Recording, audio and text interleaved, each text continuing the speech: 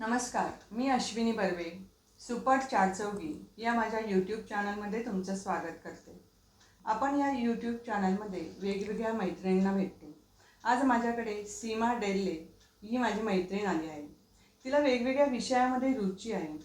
तिने ती रुची कशी विकसित केली किंवा त्याचा तिच्या आयुष्यावर काय परिणाम झाला किंवा हे विषय तिला आवडीचे कसे झाले हे सगळं आपण तिच्याकडनं समजून घेऊया.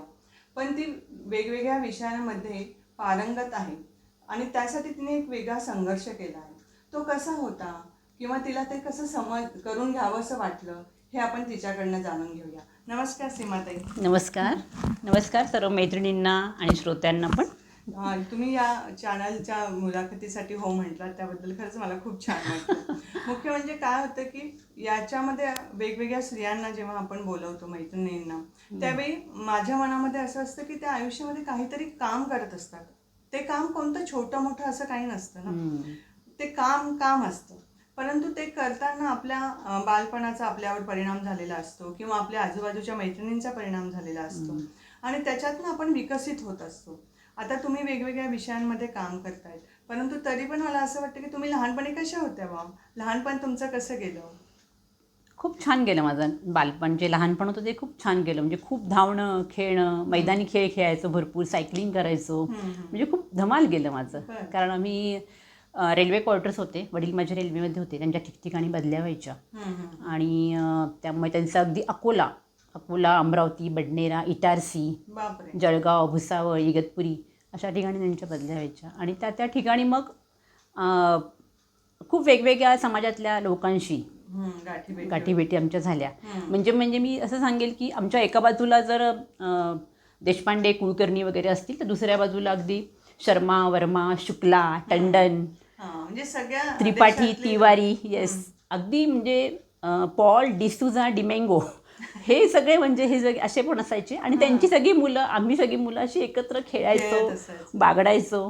त्यामुळे सतत बदल्या व्हायच्या त्यांच्या. हो, वडिलांच्या सतत बदल्या व्हायच्या. पण पण जास्त काळ आम्ही अकोल्याला राहिलो. म्हणजे माझं बालपण अकोल्यात, विदर्भ अकोला, जो अमरावती अकोला किंवा शेगावचं, गजानन महाराजांचं शेगावचं जे आहे तो अकोला, तिथे तिथेच माझी 10वी झाली.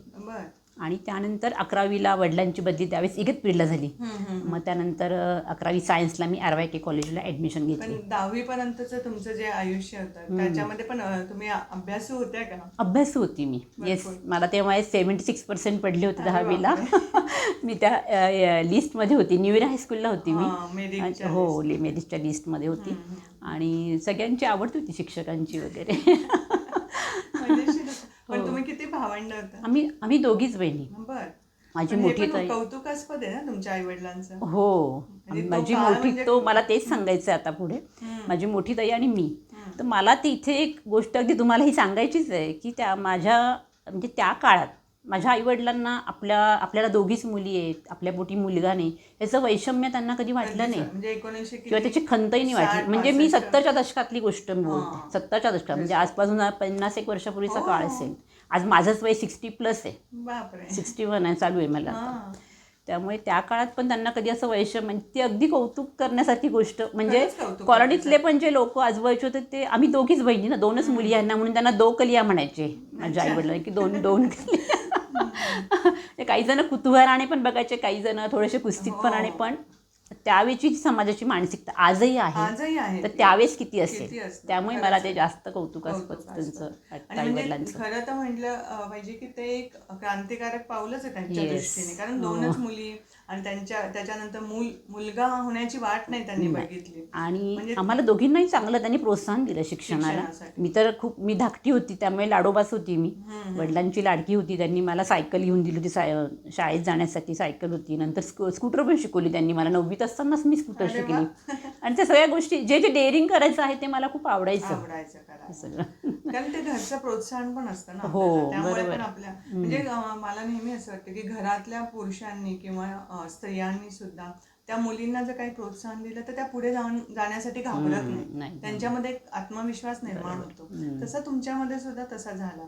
आणि नंतर मग तुम्ही नाशिकला शिकायला आला. मग नाशिकला आली मी RYKला. हम्म. आणि त्यावेळेस मग मला आर्मीबद्दल म्हणजे RYKला मी ॲडमिशन घेतली. आर्मी आणि पोलीस डिपार्टमेंटबद्दल मला प्रचंड आकर्षण होतं. पण त्यावेळेस आहे ना आर्मीमध्ये लेडीजला ना असं घेत नव्हतं. आता घ्यायला लागलेत पण तेव्हा नव्हतं घेत. आणि पोलीस डिपार्टमेंटमध्ये पण खूप एखादीच म्हणजे किरण बेदी किंवा यांच्यासारखंच. पण आमच्या कॉलेजला तेव्हा मीरा बोरणकर त्यावेळेस त्या कमिशनर असतील पोलीस कमिशनर, त्यावेळेस त्यांना चीफ गेस्ट म्हणून बोलवलं होतं. बरं. आणि त्यांचं ऐकल्यानंतर आम्ही काही जणी भारावलो ते सगळं ऐकून. आणि मला तर पहिल्यापासून वाटायचंच की आपण व्हावं लेडीज PSI. आणि मग त्या दृष्टीने आम्ही माझी एक मैत्रीण होती, आम्ही दोघींनी तयारी केली की आपल्याला. मग आम्ही जुडो कराटे शिकलो, बरं. सायकलिंग ड्रायव्हिंग पण शिकली मी. आणि लॉंग जम्प, शॉर्ट जम्प, ते शॉर्टपुट वगैरे ते सगळं शिकलो आम्ही. आणि म्हणजे पण हे मग आम्हाला 11वी-12वीत असताना 11वी-12वीत नाही, BScला असताना. BSc ला. 11वी-12वीला तर 12वीपर्यंतच आपण केंद्रित केलं. असतो. आणि नंतर मग तुम्ही BSc केलं नंतर. BSc केलं मी. हां, BSc मायक्रो घेतलं मी. पण त्यावेळेस आहे ना RYKला फक्त फर्स्ट इयर होतं मायक्रोचं. म्हणजे परीक्षा एक्झाम द्यायला पुण्याला जावं लागायचं थर्ड इयर. म्हणजे स्पेशल जेव्हा आपण थर्ड घेतो. हॉस्टेलला राहायचे नाशिक? मी हॉस्टेलला राहत होती. हे पण HBD एक महत्त्वाचं लेडीज होतं. हॉस्टेलला होती मी. म्हणजे मी तिथून जी हॉस्टेलला हे झाली तर माझा हॉस्टेलचा प्रवास लग्न झाल्यानंतरच संपला. म्हणजे 6-7 वर्ष मी नंतर 10वी नंतर मी हॉस्टेललाच राहिले. फक्त 10वीपर्यंतच आईवडिलांचं राहिली. म्हणजे BSc केलं पूर्ण तुम्ही मायक्रोबायोलॉजीमध्ये? मायक्रोबायोलॉजीचा हा सब्जेक्ट तिथे पूर्ण ते थर्ड इयरला नव्हता, पुण्यालाच जावं लागायचं. त्यामुळे मग आम्ही सगळ्यांनी तो सोडला. आम्ही केमिस्ट्री घेतलं, BSc केमिस्ट्री केलं. आणि मग त्याच्यानंतर मग आम्ही ह्याचं PSIच्या एक्झामचं मग आम्हाला ते, कारण कुठे कळत नव्हतं की केव्हा कुठे येतं. पण मग ते ॲड येईल असं आम्हाला कळलं होतं. त्याप्रमाणे ती ॲड आली 85ला. ज्यावेळेस आम्ही नुकतंच BSc सुटून बाहेर पडलो होतो. मग आम्ही लगेच फॉर्म भरला.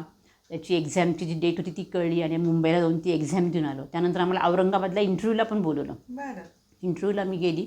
आणि मग तिथे आमच्याकडनं आधी स्पोर्ट्सचं त्यांनी सगळं शॉर्टपुट वगैरे ते हे केलं. त्यानंतर आमच्या ते जेव्हा त्यांनी हाईट वेट जेव्हा घेतलं त्यावेळेस माझी उंची 2.5 सेंटीमीटरने कमी पडली. आणि मग तिथेच त्यांनी ते बाद केलं. पुढे काही आम्हाला इंटरव्ह्यूला जाऊच दिलं नाही. तर ते थोडंसं ते एक माझ्या मनात ते राहून गेलं ते. आणि मला ह्याची मेडिकलची पण आवड होती. म्हणजे मला नवरा म्हणून पण डॉक्टरच हवा होता. हे माझ्या मनात होतं. म्हणजे मला पण करायचंच होतं ते सगळं. आणि मग मी मुंबईला मग पॅथॉलॉजीची मी हे केली. त्यावेळेस इकडे पॅथॉलॉजी नव्हतंच. RYKला पण नव्हतं, KTHMला पण नव्हतं. मुंबईला मग मी भारत सिरमला पॅथॉलॉजीला ॲडमिशन घेतली. नाही, तिथे जाऊन आम्ही इंटरव्ह्यू दिले भारत सिरममध्ये जाऊन. आणि भारत सिरमचे काही लेक्चर्स प्रॅक्टिकल हाफकिन इन्स्टिट्यूटला पण व्हायचे परळला. तिथे पण जावं लागायचं आम्हाला. तिथे माझं DMLT झालं. त्याच्यानंतर मी BSc नंतर तुम्ही DMLT? येस, BSc नंतर केलं मी DMLT. त्यानंतर मी भायखळ्याला मेलव्हिल डायग्नोस्टिक सेंटर तिथे काही प्रॅक्टिस केली 5-6 महिने. आणि मग घरात लग्नाची बोलणी सुरू झाली.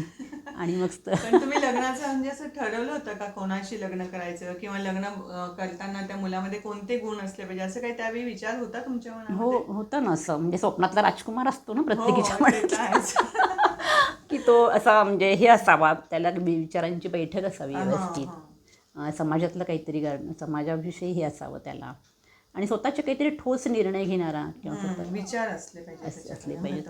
हां, असं पाहिजे होतं. आणि डॉक्टर तर हवाच होता. म्हणजे ते पण होतं. म्हणजे तुमची पहिली अट होती की तो डॉक्टर असला पाहिजे आणि त्याच्याकडे विचार असले पाहिजे. हे खूप महत्वाची गोष्ट होती. परंतु म्हणजे लग्न ठरवताना किंवा आता ठरलंय बा आता ह्या मुलाला आपण बघितलंय किंवा त्यांच्याशी बोलणी झाली, तर त्यावेळी तुम्ही दोघं एकमेकांशी बोलत होते का? येस, ते सांगते ना मी कशी आहे ते मला बघायला माझ्या काकूकडे होती मी त्यावेळेस. आणि काकूकडेच बघण्याचा कार्यक्रम झाला. मला ते बघायला दाखवणं वगैरे अजिबात आवडत नाही. मी म्हटलं काकूला मी नाही जाणार ते पोह्यांच्या डिश वगैरे घेऊन अजिबात, मला खूप. तर ती म्हणे अगं नाही, हे असं करावंच लागतं तुला, जा म्हणे. बरं तू नको जाऊ, तू फक्त जाऊन बस तिथे. आणि मग तिथे जाऊन बसली. मग सगळे आमचे सगळ्यात मोठे ज्येष्ठ आमच्या घरातले अण्णा पण होते त्यावेळेस बघायला आलेले मला. नंतर गावातली सगळी ज्येष्ठ मंडळी पण होती, रायते कंपनी वगैरे असे सगळे गीते रायते. आणि मग त्यानंतर मग डॉक्टर माझ्या काकांना म्हणाले की आम्हाला मुलीशी बोलायचं आहे. म्हणजे हे बोलले, त्यांचं एक पाऊल. हो. तर मग घरातले काय म्हणे आता काय मुलीशी बोलायचं, आता झालंय बघून वगैरे, आता आम्ही प्रश्न वगैरे विचारले. पण मग माझ्या काकांनी ऐकलं डॉक्टरांचं. मग आम्हाला शेजारच्या खोलीत आम्हाला दोघांना बसवलं. त्यांचे अजून एक मित्र होते. असं आम्ही बसलो. त्यावेळेस मग त्यांनी बरंच ते स्पोर्ट्समध्ये पण पुढे होते. म्हणजे ते कॉलेजचे जनरल सेक्रेटरी GS पण होते, जिमखाना सेक्रेटरी पण होते. आणि मग मी त्यांना विचारलं की तुम्हाला याच्याबद्दल हुंडा घेण्याबद्दल तुमचं काय मत आहे. अरे वा. तर ते म्हणे आम्ही शपथ घेतलेली आहे सगळ्यांनी की आम्ही हुंडा नाही घ्यायचा. म्हणजे मग मला तो एक एक चांगला पॉझिटिव्ह पॉईंट वाटला. हां, आणि त्या काळामध्ये हुंडा म्हणजे डॉक्टर आणि तो हुंडा येणारच. हो ना, खूप होतं. तर म्हणे आम्ही आणि नंतर त्यांनी मला विचारलं 2दा की तुम्हाला निफाडमध्ये राहायला आवडेल का, हे त्यांनी मला विचारलं. तर मी म्हटलं की मला काम असल्या म्हणजे माझी पॅथॉलॉजी होतीच, तर ते म्हणाले होते की तुम्ही पॅथॉलॉजी तुम्हाला म्हटलं हो मला करायची, सुरू करायची माझी लॅब. त्यावेळेस निफाडमध्ये माझी पहिली लॅब माझी होती पॅथॉलॉजिकल. येस, म्हणजे मला त्या लॅबवाल्या पॅथॉलॉजिकल लॅबवाल्या डेरले मॅडम असं म्हणून ओळख माझी आयडेंटिटी. सालची गोष्ट असेल ही 90. 89ला आमचं लग्न झालं आणि 90मध्ये मी लगेच 5-6 महिन्यात लॅब ओपन केली. तर त्यावेळेस ते पण म्हणाले की मला आवडतं. ते मला ते अजून एक चांगलं वाटलं की हे सगळं थोडंसं आपल्या बाजूने आहे विचार. हां, तर म्हटलं मला काम असतं तर माणूस कुठे पण आनंदाने राहू शकतो, नाही का, नुसतं म्हणजे आपण जे शिकलोय त्याचा काहीतरी उपयोग होतोय हे महत्वाचं आहे ना.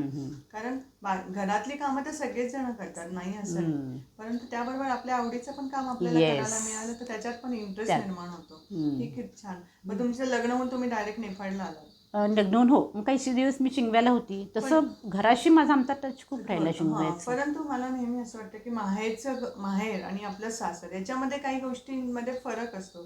तर तुम्हाला असं काही जाणवलं होतं का? हो, आता आमचं म्हणजे चौकोनीच कुटुंब होतं ना. आम्ही दोघी जणी आणि आई बाबा आणि वडिलांची सर्व्हिस कायम वेगवेगळ्या ठिकाणी बदल्या व्हायच्या, त्यामुळे आम्ही चौघच असायचो. ठीक, तर चौकोनी कुटुंबातनं मी इतक्या मोठ्या कुटुंबात येऊन पडली डेरल्यांच्या. म्हणजे एक 40-50 जणांचं कुटुंब, 8-7 भाऊ येते, एक बहीण यांना, आणि सगळे चुलत सासरे वगैरे, ते सगळी जॉईंट फॅमिली होती त्यावेळेस. ते सगळे शेजारीच होती त्यांची घरं. म्हणजे अक्षरशः मी तुम्हाला असं सांगते की मला माझा पुतण्या कुठला, दीर कुठला, हे पण मला सुरुवातीला काही आठवडे समजत नव्हतं. किंवा लहान जावा कुठल्या, मोठ्या जावा, म्हणजे लहान जावांना पण नमस्कार करायचे. ते सगळे हसायच्या मग मला. मग नंतर हळूहळू ओळख होत गेली असं. कारण सवयींमध्ये पण खूप बदल असतो. खूप हो, बरोबर. कारण म्हणजे आपण एक शहरामध्ये राहिलेलो असतो आणि एकत्र कुटुंबामध्ये प्रत्येकाची सवय वेगळी आहे, तरी पण त्यांना जमवून घेण्याची एक कला पण असते त्यांच्यामध्ये. माझ्या मावशीला आणि काकूला हीच काळजी होती की ही तिथे कशी ॲडजस्ट होईल. कारण माझी मावशी तर नाही म्हणायची, ती ऑफिसरच्या मुली आहेत ह्या, आणि ती तिकडे मुंबईला राहिलेली आहे हॉस्टेलला, तिला काहीच माहिती नाही घरात कसं. मला सुरुवातीला काहीच येत नव्हतं. मग तुम्ही शिकल्या कसं? मी शिकली हळूहळू आणि बघून शिकली. मला वेळ लागायचा सगळं शिकायला, पण मला त्यावेळेस सगळ्यांनी सांभाळून घेतलं, हे पण खूप महत्त्वाचं आहे. म्हणजे मोठ्या जावा असतील, आमच्या नणंदबाई सासूबाई, त्या सगळ्यांनी सांभाळून घेतलं की तिला सवय नाही आहे. तिथे एक तर लग्न, तिचं हॉस्टेलला ती होती माझ्या, आणि घरात पण असं मोठं कुटुंब नाही, तिच्या लहानच कुटुंब. त्यामुळे एवढ्या माणसांची मी करते ह्याचंच त्यांना खूप कौतुक होतं. मुख्य म्हणजे मी ह्याच्याजवळ जरी बसली गॅसजवळ, त्या फक्त मला चहा करायला लावायच्या, बाकी काही काम. पण ते बसली तरी त्यांना खूप, मला हे वाटायचं त्यांना की चुलीजवळ बसते, गॅस पण होता, चाय नाही म्हणत नाही. हां, म्हणजे आपण जर थोडंसं हे केलं ना ॲडजस्ट, तर आपल्याला खूप कौतुक होतं. मला हे पण सांगायचं हल्लीच्या मुलींना. एक पाऊल तरी तुम्ही पुढे व्हा, बाकीची पावलं लोक पण चालत येतील तुमच्यापर्यंत. खरंच आहे. आणि हा एक कम्युनिकेशनचा एक म्हणजे प्रभाव असतो ना माणसावर, की तुम्ही एक पाऊल पुढे चालले तर बाकीचे लोक 10 पावलं आपल्यासाठी चालतात.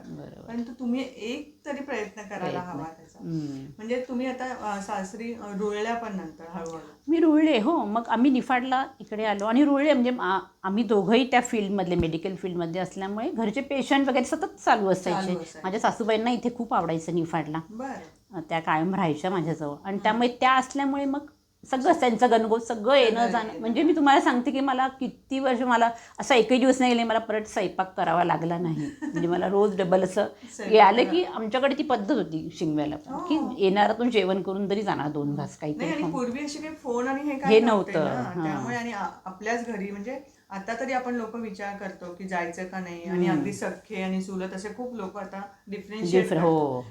पण पूर्वी असं काही नव्हतं. कोणी कसेही येत होते, राहत होते, खात होते. बरोबर. आणि बायका पण, म्हणजे घरातली माणसं पण ते करत होते. हे पण छान होतं ना तुमचं. तुम्हाला एकदम मस्त वेगळं वाटलं असेल? वेगळं वाटलं हो, पण ते सुरुवातीला जड गेलं हे सगळं सांभाळून घ्यायला, पण हळूहळू सवय झाली मग त्याची. आणि आता नंतर मग तुम्ही लगेच लॅब काढली? नाही, मग म्हणजे मी जाण्यानंतर काही गप्पा नाही बसली. 5-6 महिन्यातच म्हणजे मला वाटतं माझा मोठा अभिषेक पोटातच होता त्यावेळेस. म्हणजे बरं. 4th मंथ असेल मला त्यावेळेस माझी लॅब मी चालू केली. पण आता तुम्ही म्हणजे 90 याचं मध्ये. शिक्षण घेतलं पॅथॉलॉजीचं घेतलं, डॉक्टर म्हणजे घरामध्ये डॉक्टर आहे. तर प्रेग्नन्सीच्या वेळी असा तुम्ही काही वेगळा विचार केला होता का की ही काळजी म्हणजे लोक कसे करतात टिपिकल विचार करतात तसा त्याच्यापेक्षा वेगळा असा आउट ऑफ द बॉक्स असं काही होतं का? सांगू का, मला योगाची आवड आहे लहानपणापासूनच.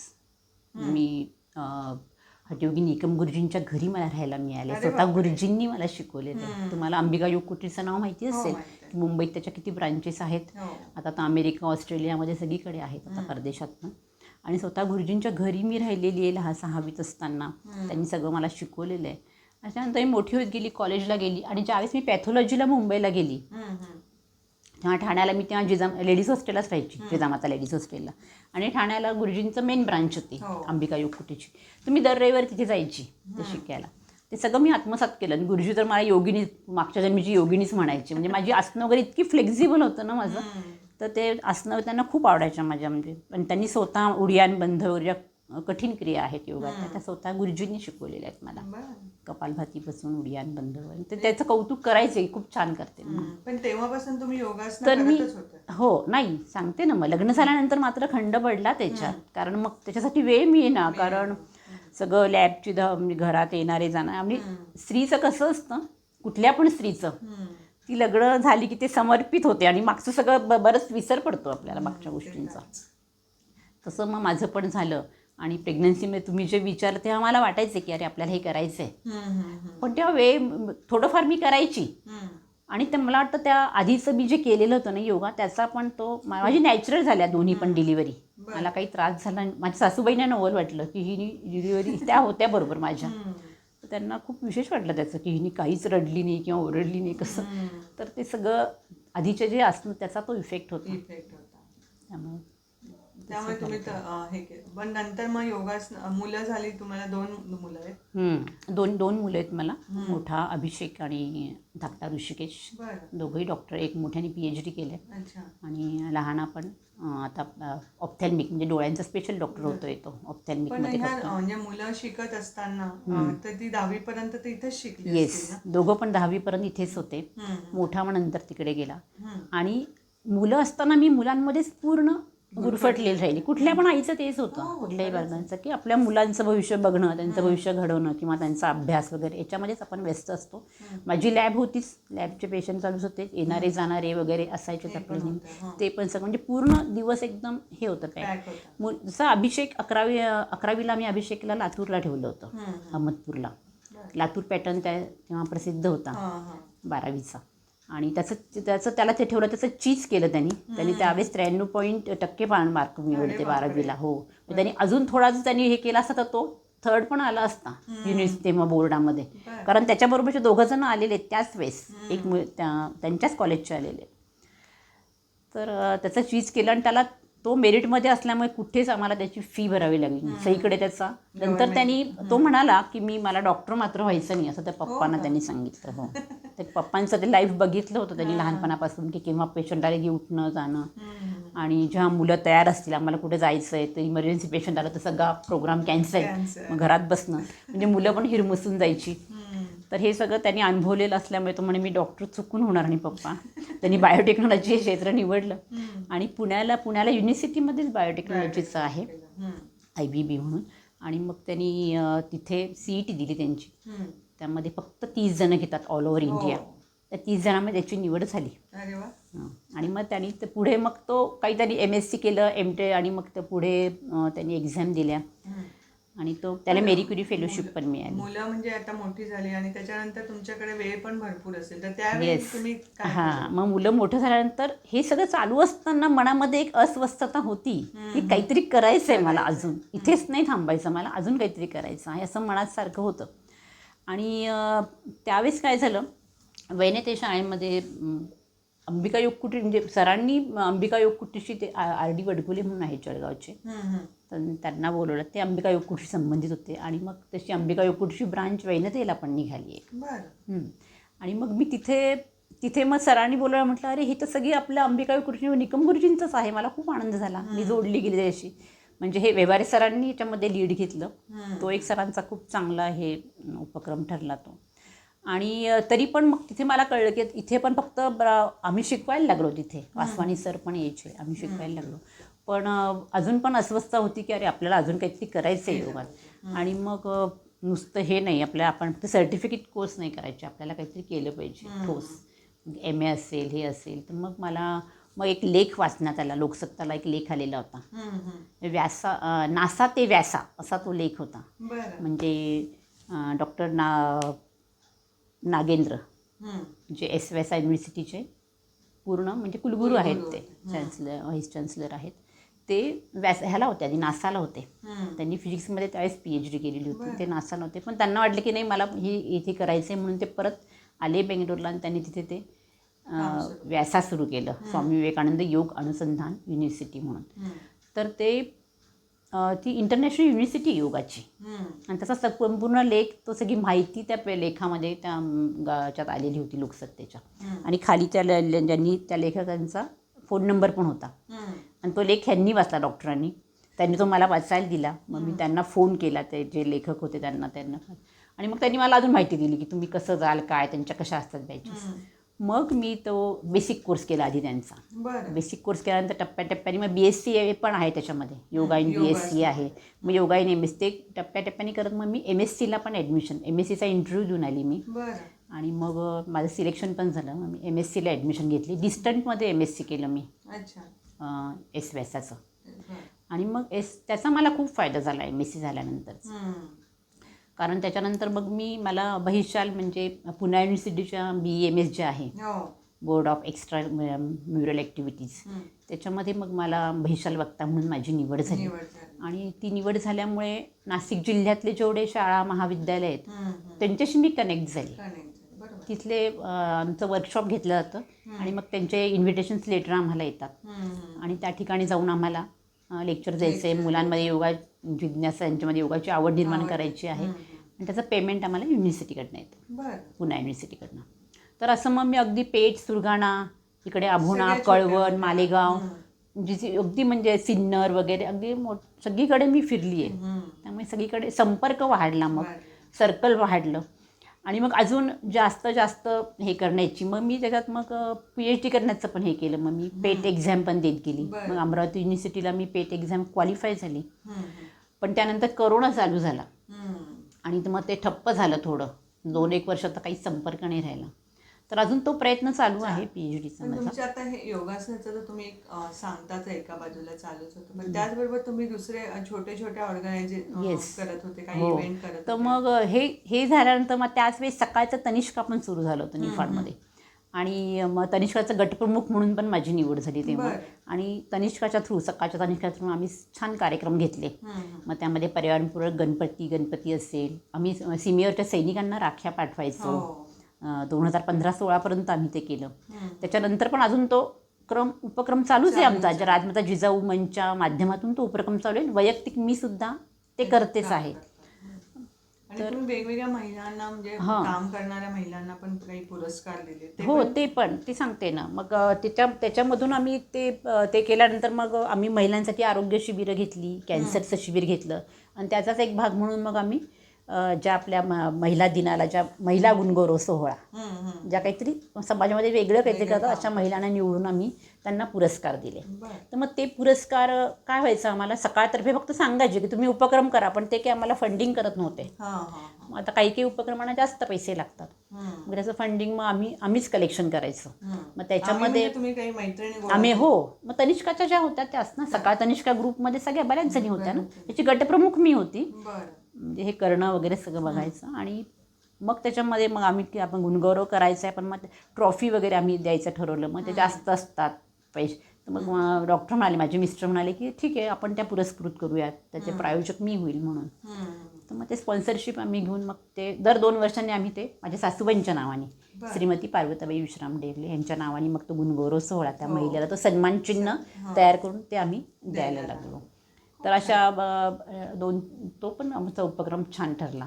मग राजमाता जिजाऊ मंच आमचा तयार झाला तनिष्कानंतर आम्ही सोडलं, त्यातनं राजमाता जिजाऊ मंच तयार झाला आणि मग त्याच्या थ्रू पण हे उपक्रम आम्ही चालूच ठेवले. म्हणजे अगदी अनोळखी गाव एकदम तुमच्या ओळखीचं झालं, म्हणजे येस, सगळीकडे तुमच्या ओळखी झालं ह्या निमित्ताने. खूप संपर्क वाढला, ओळखी झाल्या. म्हणजे तुमचा संवाद कौशल्य पण छान आहे आणि लोकांना जोडून घेण्याची एक कला आहे ना तुमच्यामध्ये, त्यामुळे पण असेल असं. पण हो, मला नेहमी असं वाटतं की इतकी माणसं गोळा करणं काही सोपं नाही ना. आणि कारण आपण वेगळ्या वेगळ्या ह्याच्यातनं आलेलं असतो, बॅकग्राऊंड आपली वेगळी असते, त्यावेळी असं होऊ शकत नाही, म्हणजे होतच असं नाही. पण ज्यांच्याकडे काही संवाद कौशल्य असतात तेच माणसं असं काहीतरी करू शकतात असं मला वाटतं. आणि दुसरं मला वाटतं की तुमची सायकल चालवणं ही खूप म्हणजे मला इतकी इंटरेस्टिंग वाटतं ही गोष्ट की म्हणजे या वयामध्ये आपण सायकल चालवायला, म्हणजे लोक गाडी चालवायला सुद्धा नकार देतात, तर तुम्ही सायकल चालवायला पण प्रोत्साहन केलं, तर ते कसं सुचलं आणि ते कशी सुरुवात झाली ती सुरुवात खरं म्हणजे आवडायचं. सायकल तर मी लहानपणापासून चालवायची, शाळेत पण सायकलनीच यायची मी. आणि मी नाशिकला कॉलेजला असताना माझ्या काकूकडे होती नाशिक रोडला, तेव्हा आरवायके टू नाशिक रोड टू आरवायके, म्हणजे नाशिक शरणपूर रोड, मी सायकलवर यायची कॉलेजला. माझ्या मैत्रिणी मला म्हणायच्या, ही सीमे अगं काय करतेस तू, बसने यायचा. पण मला ती एक पहिल्यापासून ह्याची आवड होती धाडसाची, आणि मला ट्रेकिंगची पण खूप आवड आहे, गडकिल्ले वगैरे चढणं वगैरे. तर आमचा युथ हॉस्टेल क्लब होता, आमचा youth hostel association of India, त्याच्या थ्रू पण आम्ही सिंहगड ते रायगड असा जवळजवळ 150 का 200 किलोमीटरचा प्रवास तो आम्ही पायी केला होता 5 दिवस. कधी ते कॉलेजला असताना, म्हणजे ते 83ची वगैरे गोष्ट असेल, 83-84ची. तेव्हा इंदिरा गांधींचं नुकतंच निधन झालं होतं, म्हणजे 84चंच असेल ते. आणि त्यानंतर आमची ते पुढच्या 4-5 दिवसांनी आमची टूर होती, त्या म्हणजे आमचा तो हे होता, पायलट प्रोग्राम होता. वडील म्हणत होते कसं करशील, जाशील. म्हटलं नाही, मला जायचंच आहे मी. आणि मी गेली असं. पण मग सायकलचं प्रोग्राम कसं? तर सायकलचं ना, ते करोनाच्या काळात आपण सगळेच जण का तर घरात होतो तेव्हा, आणि त्यावेळेस सायकल हेच एकमेव आपलं म्हणजे आपल्याला एक विरंगुळा म्हणून पण बाहेर पडण्याचं, आणि एक आपला हे पण होतं, त्याच्यामुळे व्यायाम पण होतोय. तर सकाळच्या वेळेस ते होऊन जायचं. आणि त्याच्यानंतर प्रवीणदादा तनपुरे जे आहेत आमच्या इथले, ते मला म्हणे की मॅडम तुम्ही थोडं इनिशिएटिव्ह घ्या लेडीजमध्ये, म्हणजे आपल्याला लेडीज येऊन मिळतील, लेडीजचं पण सुरू होईल. कारण तेव्हा आम्ही 2-4 जण होते, पण असे सगळे वैयक्तिक सायकल चालवायचे पर्सनली, असे काही ग्रुप नव्हता झालेला. मग मी महिलांना सांगायला सुरुवात केली, तशा महिला येत गेल्या. त्यामुळे की ठीक आहे मॅडम तुम्ही, तर मग आम्हाला परमिशन मिळेल घरात. आणि मग असं छान ग्रुप. म्हणजे आपण लहान असताना किंवा तरुणपणी सायकलवर टांग टाकून चालणं एकदम जरा इझी वाटतं, पण म्हणजे 50 नंतर 55 वयाच्या नंतर ते किती अवघड असतं. तर ते तुम्हाला कसं जमलं? नाही, ते म्हणजे मला वाटतं पहिल्यापासून मला सायकल येत असेल म्हणून ती. हां, आणि जेंट्स सायकल जर नसेल ना, आपली लेडीज असेल तर आपल्याला येऊ शकतं, म्हणजे जर आधीपासून तुम्ही चालवत असाल तर. आणि तसं माझं योगामुळे माझं शरीर तसंच फ्लेक्झिबल आहे, म्हणजे मला कुठलं पण खाली किती पण वेळ बसायला वाकायला, तर मी ते करू शकते. तसं त्याच्यामुळे असेल. हो, करते ना, पण आता खूप कठीण नाही करत, म्हणजे जी ॲडव्हान्स्ड योगासनं आहेत ती नाही करत, पण जी रुटीनची आहे, जी गरजेची आहेत आपल्या सगळ्यांना महिलांसाठी, ती सगळी करते मी, ती शिकवते पण. पण मग आता पहिला तुमचं सायकलचं हे किती लांबचं होतं? तर आमचं किती सुरुवातीला आम्ही महिलांना आम्ही 4-5 किलोमीटर जायचो. मग आम्ही सुरुवातीची 2023ची जी महिला दिनी राईड केली सायकल, ती येऊन जाऊन 13 किलोमीटरची होती, 12-13 किलोमीटरची. आता आम्ही 25-25, 30-30, 40-40 रोज प्रॅक्टिस करता तुम्ही? रोज मी जाते सायकलवर, एवढा लांब नाही. पण मग जेव्हा राईड असतात, आता महापुरुषांच्या जयंत्या असतील, त्यांच्या पुण्यतिथ्या असतील, शिवजयंती असेल, काही हेचं असेल, तर तेव्हा आपलं स्वातंत्र्य दिन असेल 15 ऑगस्ट, 26 जानेवारी, तेव्हा आम्ही मोठ्या राईड करतो. आणि तेव्हा ती सलामी त्या महापुरुषांना तिथे जाऊन त्यांना ती राईड जी त्यांना समर्पित असते. तर हे खूपच छान, मला ते खूप आवडतं. मला पण खूप आवडलं, कारण फुलं वाहणं हे करणं याच्यापेक्षाही स्वतः काहीतरी कष्ट करणं हे किती मजेशीर आहे ना, आणि त्याच्यातनं आपलं धैर्य पण वाढतं. बरोबर, खूपच छान आहे, मला खूप आवडतं. म्हणजे काहीतरी कृती केल्याचं आपल्याला, की त्या महापुरुषांना. आता सावरकर जयंतीला आम्ही कोठूरला जाऊन तिथे हे केलं आम्ही राईड. पण आता अशा हळूहळू महिला वाढत गेल्या, आता महिला वाढतात. येस. पण आता समजा एखादीला सायकलच येत नाही तर ती महिला कशी नाही मग ती शिकते पण शिकते? म्हणजे तुम्ही ते असं पण आम्ही हे नाही करता? आता ते सुरू करायचं आहे आम्हाला. म्हणजे आम्ही तिला म्हणतो की त्या बऱ्याच महिलांचं असं असं की सायकल नाही आमच्याकडे कुठे सायकल आहे. तुमच्या मुलांच्या आहेत ना त्या काढा, मग मुलांना लागते, मग ते जेव्हा सुट्टीत रविवारी वगैरे काढा मग किंवा ती असं दांडी शिका. काढून तुम्ही हे करू शकता, लेडीज हां सायकल लेडीज करू सायकल शकता. नाही, पण काही महिलांनी घेतल्या मग आता सायकली अरे खास. वा, किती हो छान. काही म्हणजे मला तेच म्हणजे रिस्पॉन्स चांगला मिळतोय. म्हणजे महिला स्वतः वाटतं की नेहमी मला सायकल चालवायची होती, ती घेते सायकल, हे पण चांगलं आहे ना. प्लस पॉईंट आहे ना हा. नाही तर महिला स्वतःसाठी काही करत काही नाहीत, नाही, कुटुंबासाठी मुलांसाठी खूप करतात, पण स्वतःला काही घ्यायचं तर 10 वेळेस विचार करते विचार महिला. करते मी. पण पण म्हणजे हे एक छान कारण तुमचं सायकलचं सगळंच होतं आहे आपलं.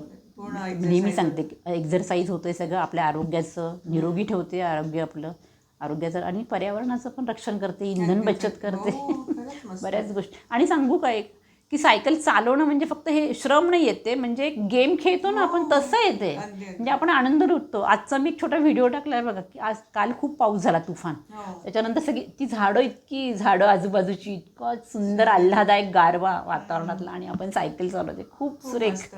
खूप एन्जॉय करतो. म्हणजे आपण ते सायकल चालवणं म्हणजे एन्जॉय करतोय.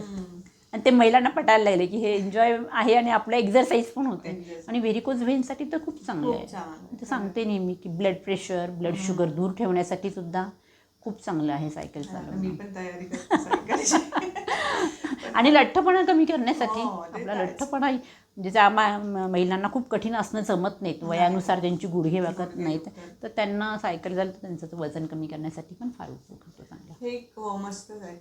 परंतु आता म्हणजे सायकलच्या इथपर्यंत तुम्ही आलात, परंतु हे सगळं काम करताना तुम्ही घराबरोबर घर पण सांभाळताय, नातेवाईक पण सांभाळताय, मुलं त्यांची कामं हेही सांभाळताय. तर हा बॅलन्स तुम्ही कसा साधला? म्हणजे कामाचा बॅलन्स आणि इतर बॅलन्स. थोडंसं हे होतं, माझे मिस्टर तर मला नेहमी रागवतात की खूप हळूहळू करत असते तू नेहमी सगळं. पण मी करते व्यवस्थित, हळूहळू काही ना, पण चालू असतं. चालू असतं माझं. आणि दुसरी गोष्ट मला असं वाटतं, म्हणजे तुम्ही आता अनेक ठिकाणी वेगवेगळ्या प्रकारची कामं पण करतायत आणि अनेक वर्षांपासून करतायत. महिलांना तुम्ही नेहमी भेटतायत सुद्धा. तर त्यावेळी तुम्हाला काही महिलांचे प्रश्न जाणवत असतील, समस्या जाणवत असतील, आणि तुम्हाला आजच्या याच्यामध्ये तुम्ही महिलांना काय सांगाल? म्हणजे आता आता तुम्हाला हे तुम्ही आता हे विचारलं तर महिलांचं मी आरोग्याविषयीचे बोले. मग माझ्याकडे एक अशी इमेज तयार झाली की ह्या योग साधिका आहेत, योगतज्ञ आहेत. तर मग मला बहुतेक त्या दृष्टिकोनात की महिला की मॅडम आम्हाला आमचं पोट कमी करायचं त्यासाठी आसनं सांगा, किंवा आमचं स्थूलपणा खूप वाढला आहे त्याच्यासाठी आसनं सांगा, हे महिला नेहमी सांगत असतात, ते विचारत असतात. तर त्याप्रमाणे मी त्यांना ते सांगते. पण मला तर महिलांना हे सांगायचं की नुसतं योग आज त्या म्हणतात की आता मी सेवा म्हणून खूप दिली योगाची, सर्व्हिस म्हणून, की जसं स्वामी समर्थ केंद्रात आहे, वैनित्य विद्यालय, निफाड इंग्लिश स्कूल, त्यानंतर आपले लायब्ररी हे आहे मानकेश्वर वाचनालय असेल, किंवा ग्रामसंसार केंद्र असेल, इथे आम्ही शिबिरं घेतलीत. आता मागच्या वर्षापासून तर महिला दिनी पण 4-5 दिवस शिबिर, योग दिन असतो आपला जागतिक योग दिन, तेव्हा पण महिलांसाठी शिबिरं असतात, तेव्हा मी ती घेते. तर असं उपक्रम माझे चालू असतात. आणि ज्यावेळेस मी MSc केलं तेव्हा पायलट प्रोजेक्ट जो आहे माझा सूर्यनमस्काराचा, तो निफाड इंग्लिश स्कूलला केला. आणि नंतरचा MScला जो फायनल थिसिस जो होता आमचा, थिसिस आम्हाला एक सादर करावा लागतो MScला असताना, पण तो पण immediate effect of Gayatri Mantra on attention of school going children, हा तो थिसिस होता माझा, आणि तो पण मी निफाड इंग्लिश स्कूलला केलेला आहे. त्यांनी त्यावेळेस दोन्ही ठिकाणी मला चांगलं सहाय्य मिळालं. वैनतेला पण मिळालं.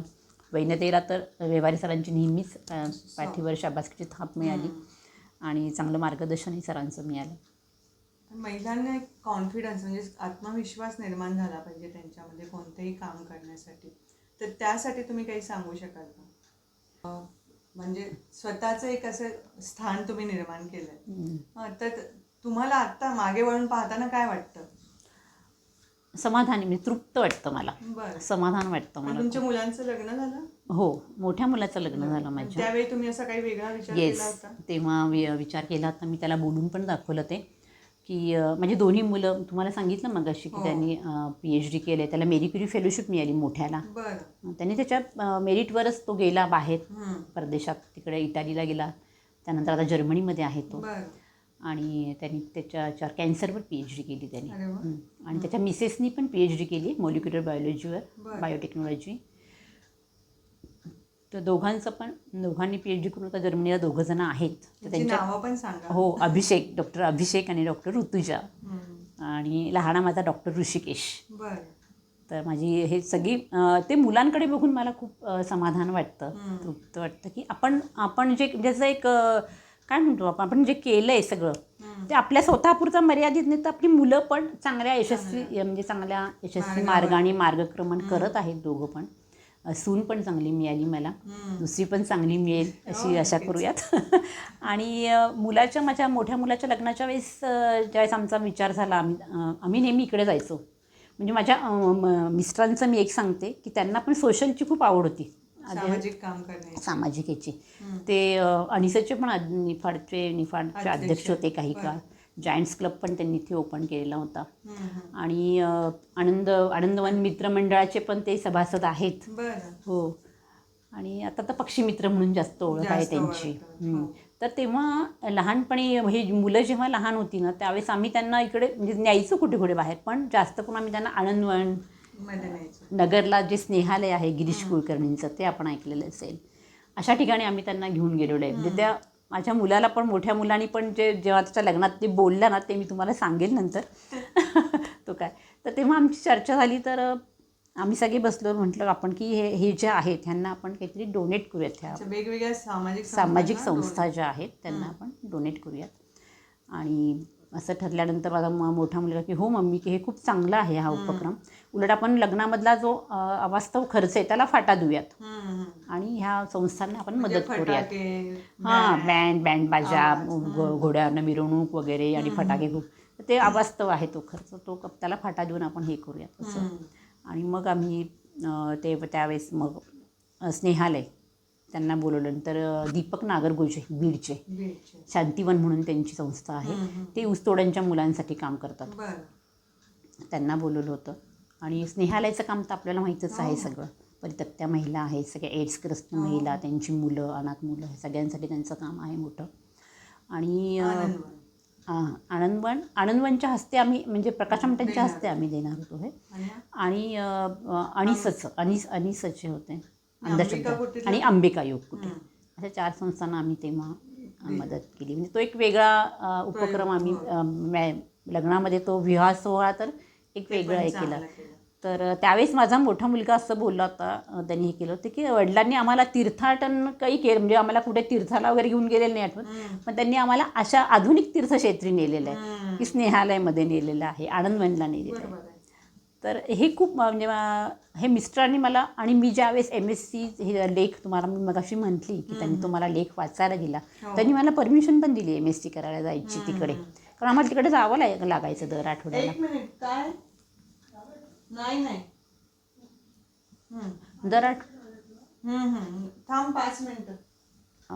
मला दर 3 आठवड्यांनी, म्हणजे 3 आठवड्यासाठी आम्हाला जावं लागायचं मला बेंगलोरला, तेव्हा 4-4 महिन्यांनी. डिस्टन्समध्ये केलं असेल तरी पण, कारण ते प्रॅक्टिकल्स लेक्चर सगळं त्यांना ते सबमिट करणं, फाईल वगैरे ते करायला. तर त्यावेळेस हे घर सगळं सांभाळायचे माझे मिस्टर. तर त्यांनी मला तो खूप पाठिंबा दिला आहे. म्हणजे असा विचार नाही केला की हिला आता कुठे पाठवायचं एवढ्या लांब आणि कशाला, आता करते योगा, असं नाही, पण तुला शिक्षण आवड आहे ना तर कर.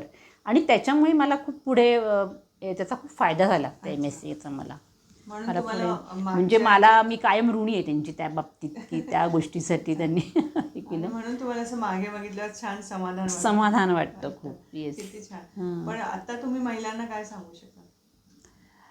आता मला महिलांना हे सांगायचं की आता तुम्ही स्वतःला कधीही कमी लेखू नका, असं मला वाटतं. आणि कधी स्वतःला कमी नाही. आपले भारतीय थोडी मानसिकता ग्रामीण भागातल्या महिलेची, किंवा आता खूप बदल झाला आहे, पण पूर्वी हे होतं की स्वतःला खूप कमी लेखणं. तर ते स्वतःला कमी लेखू नका, स्वतःला कायम अपडेट ठेवा, असं मी म्हणेल की अद्ययावत ठेवा स्वतःला. तुमच्यामध्ये जे काही कौशल्य आहे, जे काय तुमच्यामध्ये जे आहे, तर ते त्याची वृद्धिंगत करा ते नेहमी, आणि ते आणा समाजासमोर, दाखवा ते समाजाला, ते द्या समाजाला तुमच्यातलं कौशल्य. त्यातनं तुम्हाला कधी कधी आर्थिक स्वावलंबन पण होऊ शकतं त्यातनं. आणि जरी आर्थिक स्वावलंबन नाही झालं तरी एक समाधान असतं, एक कौतुकाची थाप जरी कोणाकडनं मिळाली की अरे हे किती छान करते हे, तर ते एक ऊर्जा मिळते आपल्याला, एक पॉझिटिव्ह. तुमचे सगळं ऐकून एकदम महिलांना म्हणजे मैत्रिणींनाच खूप छान वाटेल हे सगळं ऐकताना आणि अनुभव त्याचा ते घेऊ शकतील. येस. मैत्रिणींनो, आज आपण सीमा ढिल्ले यांच्याशी गप्पा मारल्या. तुम्हाला अनेक गोष्टी त्याच्यातनं कळल्या असतील. मुख्य म्हणजे त्यांचा आत्मविश्वास, समाजाकडे बघण्याची त्यांची दृष्टी आणि कोणत्याही प्रसंगामध्ये हारायचं नाही तर पुढे जायचं, हा त्यांचा जो स्वभाव आहे आणि लोकांशी संवाद साधण्याची त्यांची कला आहे. हे सगळे गुण मला तर दिसतच होते. तुम्हाला ते दिसलेत का ते मला नक्की कळवा आणि सुपर 4 चौघीला सबस्क्राईब करा, लाईक करा. धन्यवाद. नमस्कार.